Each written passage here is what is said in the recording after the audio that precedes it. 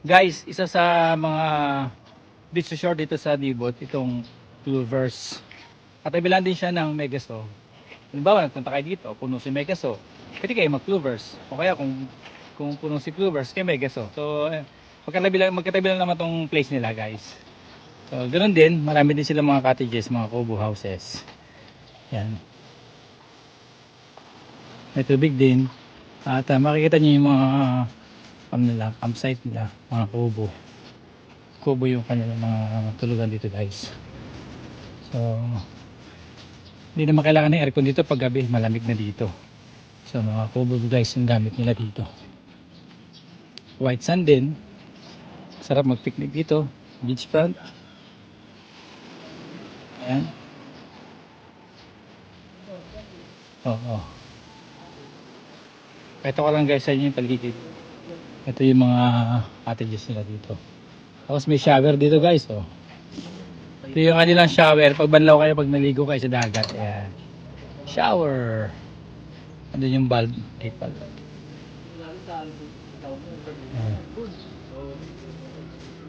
Ano pa dito? Wala, bago lang po pala talaga yan. Ayan. Ito maganda, guys, dito. Yung kainan nyo. Ito dito, oh. Napaka-presko. Kasi kawayan. Iba talaga pag kawayan. Presko. Wala kayo sir?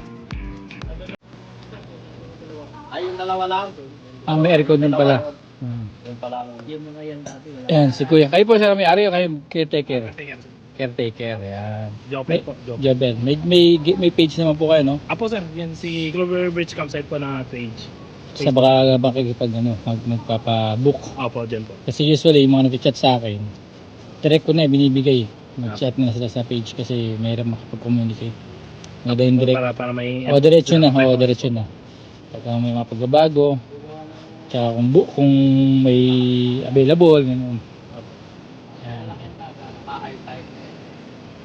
So, beach front din siya, guys. White sand, siyempre, di ito eh. Meron dalawang cottage sir na aircon, ano? Apo dun. Magkano sa'yo yung aircon nyo? 2.5 po, para Good for ano yun? Good for apat na tao po. Apat na tao, 2.5 overnight. Ayan. Mura-mura na.